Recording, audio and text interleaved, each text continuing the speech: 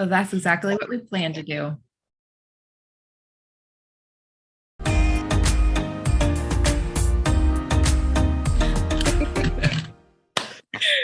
Hi, everyone. Welcome to Putwire's Witch Slap. My name's Rowell, My name is Dani.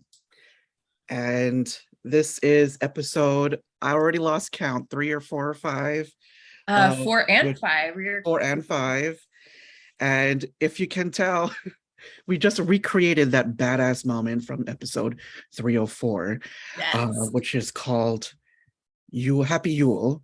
Happy Yule. And so we're going to talk about a little bit about that, and then we're going to talk about the latest episode.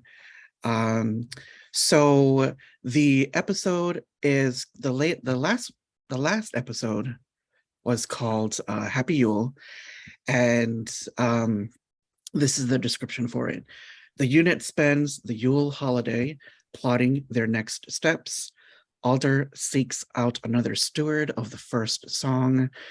Hurst, President Silver, and Kara Brandt celebrate a victory. Now, this episode was written by Nicole Lavinia and directed by Shannon Coley, and it aired Tuesday, July 12th on Freeform. And what I thought was interesting in the description is it says President Silver, right? So I think that was like kind of like a spoiler. And also I think they purposefully did that to double down on the fact that, President Wade is dead, right? And because in the previous episode, there was the witch bomb and it looked like she was like laying on the floor and we didn't know what the hell was going on.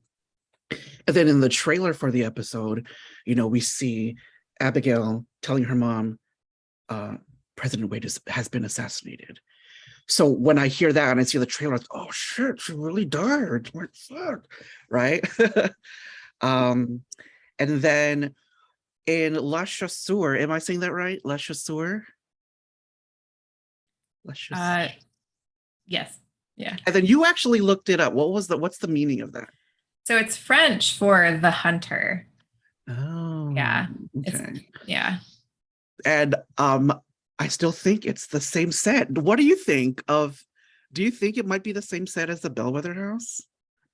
It might be. Yeah. It looks like it could be for sure. Yeah. And I know that they kind of recycle different sets. So that would be a good guess. Mm-hmm.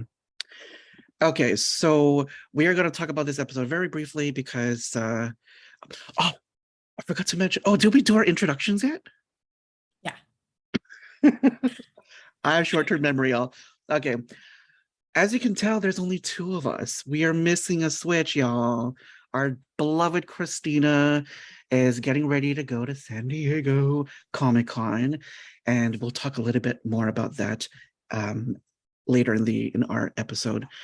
But so yeah, let's get into Happy Yule. So as you saw in the beginning, we did the reveal, which blew my mind, and I gasped out loud because in the beginning of the episode we saw her body like decaying, right?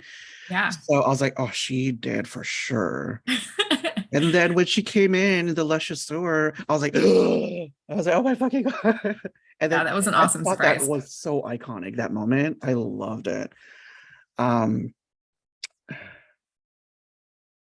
What was your reaction to that? To her coming in?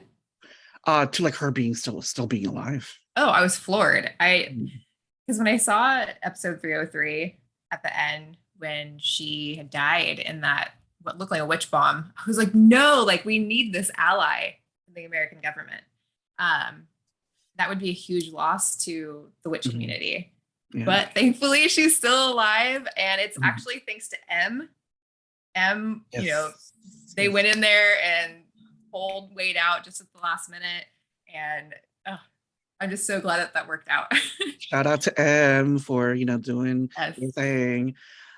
And speaking of M, we get this beautiful scene where M and was it Tally that they were talking to? And before we go a little bit more into that, we will see what Christina, who identifies as non-binary, had to say about that scene. Hey guys, it's Christina. Sorry I can't be with everyone else tonight. I am very busy getting ready for San Diego Comic-Con, so, sorry about that. Um, First thing I wanted to talk about from episode 304 about the Yule, um, M's scene with Tally about non-binary, like being non-binary and growing up and feeling like they had to choose but nowhere to belong. And I think that is an incredibly important conversation and long overdue, not only in this show, but in media and television and all kinds of media, pretty much in general. So that's great that they included that in there. Very well said, Christina. Yes. Yes, very well said. Okay. And do you have any thoughts on that? I was just gonna during that interview that I had with Ess, they actually talked about how they had a more important role with the writing of this season, and they sort of alluded to us getting more of a backstory on M, so that the non-binary community could have more representation in the show. It was lacking in the second season. I mean, they didn't even use M's pronouns in the second season, but here in this episode, we finally see that. We see Wade using S's pronouns, and then we actually get to hear from M their backstory and what it was, a little bit of what it was like to have to make that decision for themselves once they were actually conscripted. So that was a really beautiful way to give the non-binary community visibility. I'm so glad they did that. And they did that during the week of International Non-Binary People. What? Yeah. Oh, that could have been timed more perfectly. That was awesome. Yeah. And if you haven't already, go to our YouTube channel or visit WitchSlapped's. You need to check out Dani's incredible interview with Ess Hödlmoser. They go in depth with Dani about a whole bunch of topics. It's a pretty fun interview. And I think, as Dani mentioned before, it was really fun for her to do. So for her, Dani, to do, definitely check that out. I'll link it in the description below. And yeah, I thought that was really, and I had no idea that was like within like the binary week. I didn't know that was a thing. That's so awesome. Yeah, when did that start? Yeah. I'm not sure. I feel like it's a fairly new celebration, but yeah, the entire week is dedicated to the non-binary community. And there was one day in particular that was International Non-Binary People's Day. And I want to say it may have been that Tuesday when the episode aired. Or maybe it was the following day, Wednesday, but either way, it was like perfect timing. Yes, go Freeform, awesome. Go Motherland for Salem for that. And so the big thing that happens is Tally has, her powers and she has her visions, and she has this big vision of the future. What can you say about that, Dani? Okay, so we see Tally get sort of a premonition once her sigil that she whittled into the Yule log, once it lights up in the fireplace. And she's launched into the future where she sees Raylla. It looks to me like it's underground. Like maybe where the mycelium was. And she sees Raylla, she calls to her, but Raylla doesn't respond. And all of a sudden Raylla falls back and she looks like she's just absorbing all this energy and like basically exploding. You see a lot of mycelium spores coming from her and everything. And at one point you actually see the silhouettes of like 6 different individuals approaching Raylla. And there's a couple different theories with that. It could either be the 6 sisters who sang the first song, or it could be the 6 stewards that Alder is getting together. Yeah, I mean, it was a very scary image. When Tally came out of it, she was super frightened because she's like, oh my God, I think Raylla's going to end the world. Oh, it gives me the chills thinking about it because I'm just like, what could actually happen? Yeah. And so that's her vision. And then like in the real world or whatever, Scylla, meanwhile, is like trying to make contact with her. And there's this beautiful scene where like Scylla and everyone else are like in a circle or whatever. And then she does that song. Is that the Yule song or something? Yule song, yes.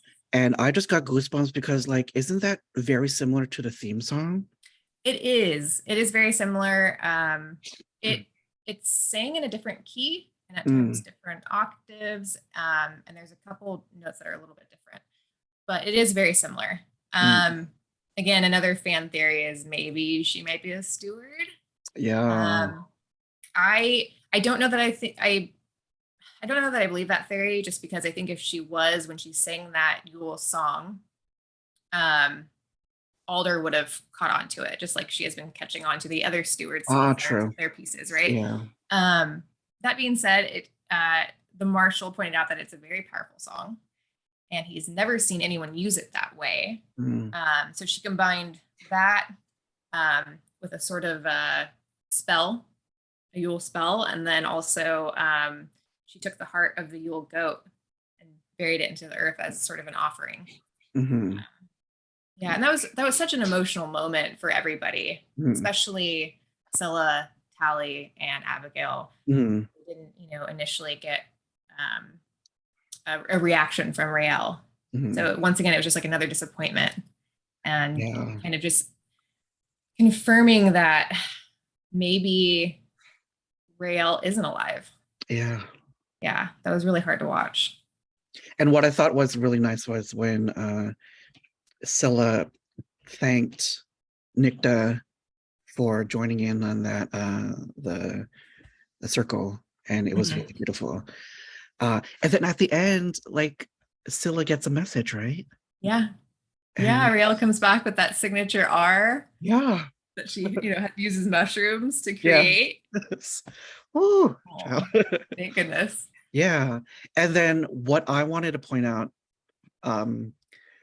which is like kind of like off topic, but in one of our early episodes of Witch Slapped, we went through photos and we did like a caption this or whatever. And then remember the photo when Adil and Abigail are looking up? Yeah. And then at first, my first thing was, get, Rayell and Scylla, get down here. And then the other thing I said was, maybe they're looking up at a mistletoe. Remember that? Yeah. I was going to say, is that a mistletoe? But then, right. That's cute. But then I thought it would be funny if they were looking up at Rayell. Yeah. But sex in the air. Oh my gosh. Then it turns out in this episode, there's the mistletoe with, and Adil and Abigail. I swear I'm like psychic or something. Maybe you have the sight. Yeah, I'm like Tally. Okay, before we go into episode 5, we are drinking again. So Dani, tell me what kind of concoction you got this time. Yes. You have some good stuff. Oh my God, you got to teach me your ways. Oh my God, it's just so much fun to, play around with mixology. But so for tonight, I really wanted to make a cocktail to sort of, as a tribute to this episode, Cession. So I made something similar to a Manhattan, but it's made with brandy, a little bit of Meyer lemon brandy, Marin Quinault, which is a fortified wine with cherry and bitter almond, and then a little bit of vermouth and bitters. Wow. Here it is, and we are calling it the Cession. Wait, is this your own recipe? Yes. You need to come up with like a recipe book or something. Because, I don't know about that. All your stuff is so good. Okay, and I'm just having a regular. I'm basic today. I'm a basic bitch today. I'm a basic witch today. So I'm just doing regular Pepsi. So well, cheers, Rowell. Yeah, let's take a cheers. Cheers to Wade being back and Scylla getting a message from Rayell. Oh yeah. Okay. So what can you tell us about episode 5? Okay, so for episode 305, the title is Cession in Session. And it is described as follows. The Council of the Great River convenes to hear the unit's testimony and decide whether to extradite them back to the U.S. Abigail attempts to convey the dangers of the Camarille's influence asks, and Tally wonders if the future is written in stone. Okay. And I gotta say, before we dive into it, I don't know about you, but I loved this episode. It was filled with like it was creepy. Hers was creepy as fuck. It was like intense and yeah, what is your overall opinion of the episode? I think this show really pulls a lot of emotions out of me. This episode in particular, I couldn't help but get really emotional over the socio-political commentary that was throughout this episode. I mean, we see that throughout the whole series, but this episode in particular, they had a lot of great messages, which is, you know, for marginalized communities, we really need to stick together. We need to first find trust in each other. I think that was a big thing. We see that between the conflict between, you know, the council members and the witches that are asking for them to, you know, harbor them. And yeah, so we need to trust in each other and then also lift each other up. And Alder, she has a great quote in a scene with Kalita, and she says that we are stronger together, which I believe is also a quote from Hillary Clinton. Okay, nice. Or maybe even Obama, but that's just, yeah. So that was really pulling at my heartstrings. Interview. I mean, not sorry, interview, but the entire episode is just knowing that for marginalized communities to overcome the obstacles that the patriarchy, I'm just going to say it, the patriarchy has created, we really have to work together. Yeah. And while we're on the topic of the council, Christina has something to share about what she thought about that. When it comes to episode 305, there's a few things that I got feelings about. The first is the council. Oh my goodness, it was so cool to see so much representation in the council. Everybody is Indigenous and really, really happy about that. I feel like one of the coolest parts of 305 was Adil greeting every member of the council in mother tongue, but in each of their own separate like strains or versions of mother tongue. It showed a lot of respect and honor for him to do that, and I think it gave him a lot of credit coming in and asking what they had to ask and do what they had to do. So, you know, go Adil. According to the Motherland universe, if you are able to speak mother tongue, it should enable you to speak all other languages. Okay. Yeah, so in the council, we have 7 different people representing 7 different language groups or 7 different tribes. Yeah, so they each have their own language. And I believe they're all Indigenous Native American languages. And so Adil is able to walk in there and talk to each one of them in their language. And yeah, it was awesome. I thought that was hot. Oh, yeah. I don't know about anyone else. Adil is such a cutie. And he's super nice too. Yeah. Tony Guru, the actor who plays him.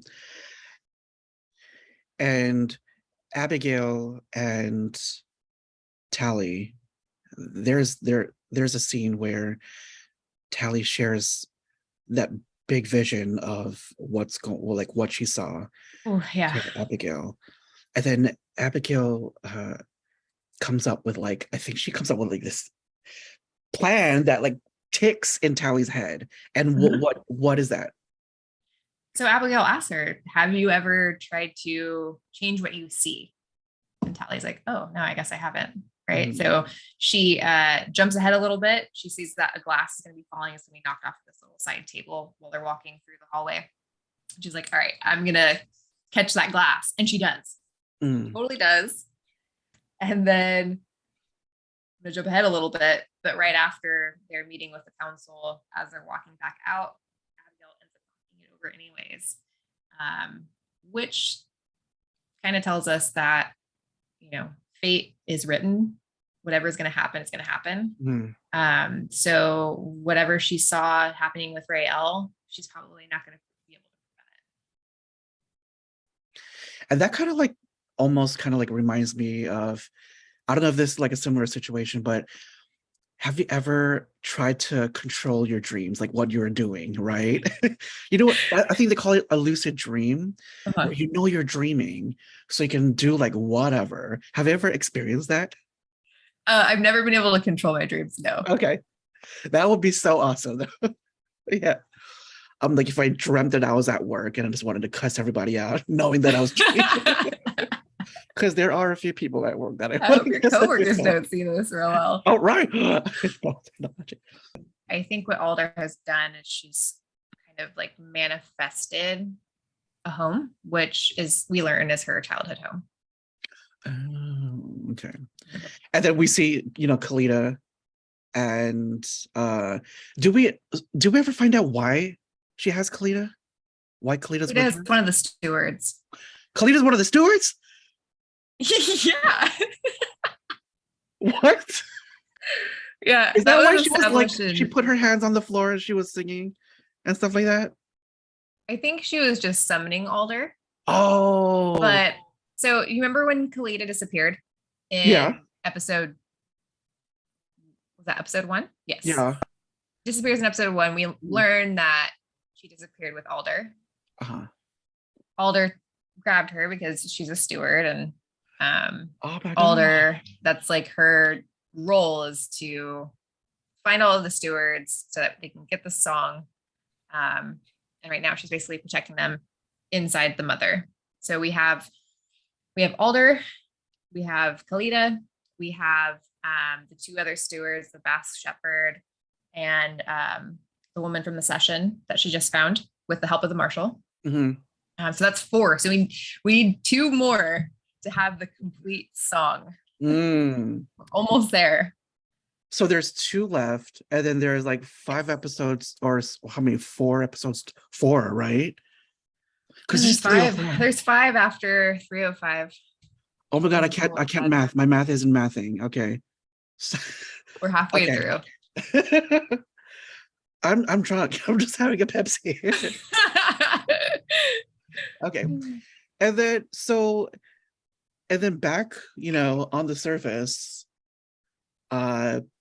Scylla, Adil, and the other girl, they run into Hurst and his group, and they have like, oh, you know what I mean? You know where I'm going with this?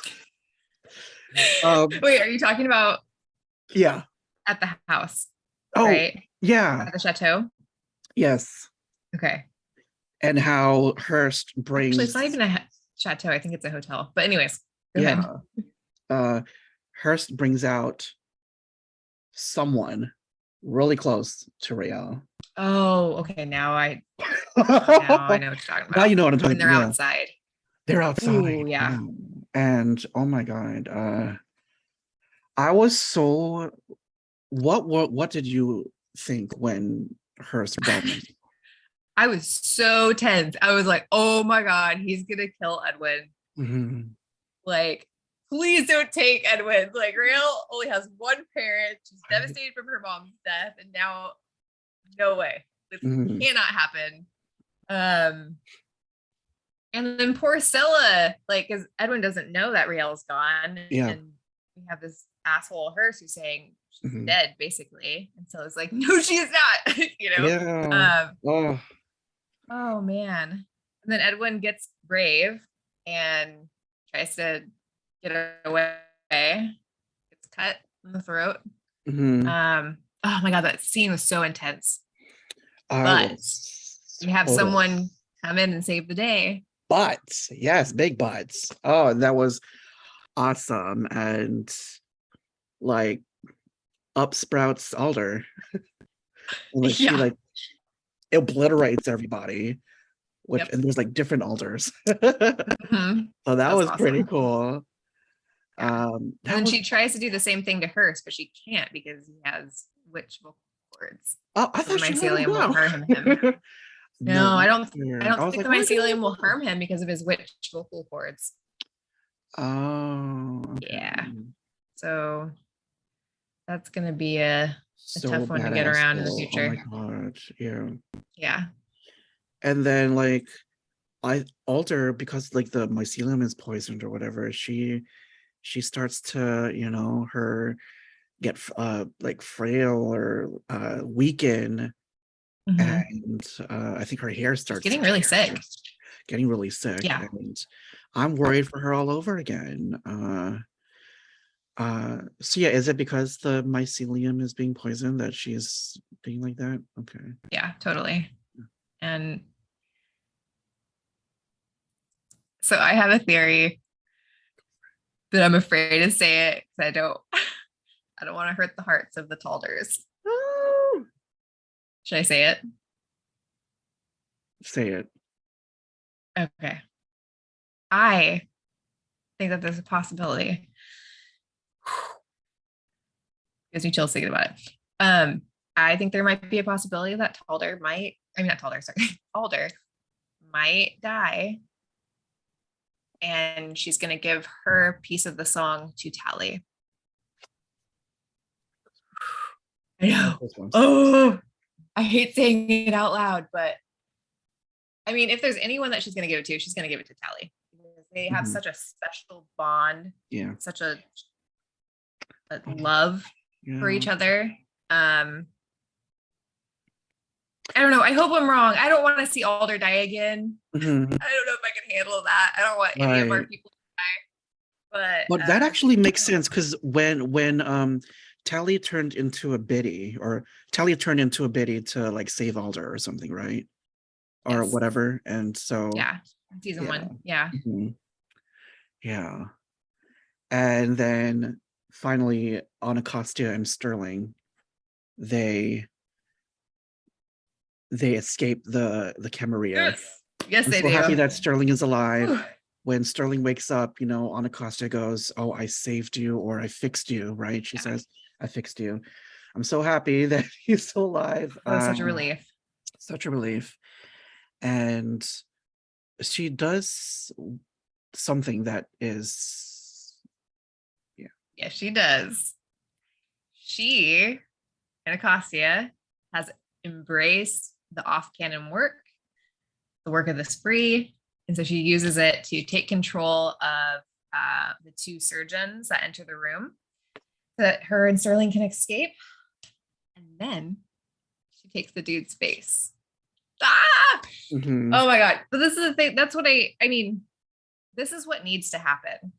Like, I know it's against the rules of the Hague, it's against the standards, and you're not supposed to use off-canon work, but I really believe that the only way that they're going to be able to defeat this enemy, the Camarilla, is if they evolve just as quickly and just as far as the Camarilla is, which means they're going to have to use spree work. Like, and if Anacostia is doing it, maybe that will encourage Abigail and Raylla to do it too. And in the very ending, I remember when I saw this part in the trailer, I was like, whoa, it was like budget. Right. Yeah. But they see this huge ass army. Oh my gosh. Is it Camarilla? That's Camarilla, right? That's Camarilla. Camarilla. They are a well-trained army. And they like are a machine. Big, like, what the fuck moment. Like, oh my god. So very frightening. I think that sets up the rest of the season. Is going to be pretty batshit crazy, right? Yeah. And I think, wouldn't it be cool if like people cosplayed as that at Comic-Con and other stuff? And so Comic-Con is happening this week. It's right now it's the Tuesday, July 19th. That's actually why Christina is not with us today. Christina is preparing to go to Comic-Con, and she has this message for you guys. All right, everyone. So I will be at San Diego Comic-Con all week, pretty much, Thursday through Sunday. I will be there every day. If you find me, come say hi. what's up. We can talk Motherland. We can talk other sci-fi like genre shows. We can talk about a lot of stuff. So come say hi. So if you see Christina, make sure to say hi. Take you know, I'm wanting her to take pictures and videos of you guys so that we can put it Yes. in our episode, our next episode. Oh, that would be so cool. Right? That'll be so cool. So right now it's just Elliot Lawrence that's confirmed. But I'm hoping for everyone there, all the switches who go to Comic-Con, will be surprised by some of the cast members, if not all the cast. Especially since this is going to be, you know, like the final season. Fingers crossed it's not, but I really hope that there will be some big surprise attendees as for the panel. And for everyone going, if you're going to be at Comic-Con, it's going to be Thursday, July 21st at 3 p.m. in room 7AB. Don't miss it. Yes, You gotta me go. and Dani were having FOMO because we wish we were there. Okay, so if Hulu saves the show, and I hope they go to Comic-Con next year, Dani and I will be there. Hell yeah, I'll be there. Yeah, I'll be the one with the blue spree balloon. Yes, like my idea was, okay, so I know we're not going this year, but my plan was for like a whole bunch of switches to go to Comic-Con to the panel. Hopefully there is one next year. Hopefully the show comes back and they do another panel next year. It will. But we get like a whole bunch of balloons, blue balloons, fill it up with helium, of course, get the string, and then like we smuggle it in to the room, the the auditorium that they have, in like bags and stuff, right? And then we're all I'm so excited, like talking about it. We're all like scattered throughout and these rooms are huge. These conference rooms are huge or whatever. These ballrooms are huge. We're all scattered throughout, but then like we get like a synced like time or someone sends a text message to the whole group and be like, okay, release. Oh my God. Release the balloons. And they're not going to like fly all the way up, but it's just going to like fly up and then it's going to be stopped by the string. Yeah. But I thought it would be like visually like amazing to see all these blue balloons like float up. And oh my God, that would be so amazing. So hopefully the show gets renewed. Hopefully the show goes to Comic-Con next year. And Dani and I and Christina, we're going to organize that balloon. Oh yes, we are. So I think that is it. We have some stuff. We have some giveaways coming up. And we'll go more over that. We'll go over more of that. We'll go, what is it? We'll go over, it's the Pepsi. Okay. We'll go over more of that in the next episode. Okay, so is there anything you want to add, Dani, before we go? Make sure if you're streaming this show, Motherland, on Hulu, the more you watch it within the first week after it airs, the better. Yeah. So watch it as much as you can. If you're on any sort of social media platform, make sure you're using the hashtags Motherland Fort Salem, #Save Motherland Fort Salem. And if you would like to post something about what we're doing, make sure you include our hashtag, which is, Rowell, what is it? WitchSlapped? #WitchSlapped? Is it WitchSlapped? Yeah. Okay, yes. Yeah. And then follow us on all of our socials. And then have you seen, I can't talk. I don't know. It's like English isn't my first language. It is, but I don't know. I get so nervous with these, you guys. Follow Christina, follow Dani, follow us. Thank you all so much for watching, and we will see you next week. Bye. See you guys. Bye.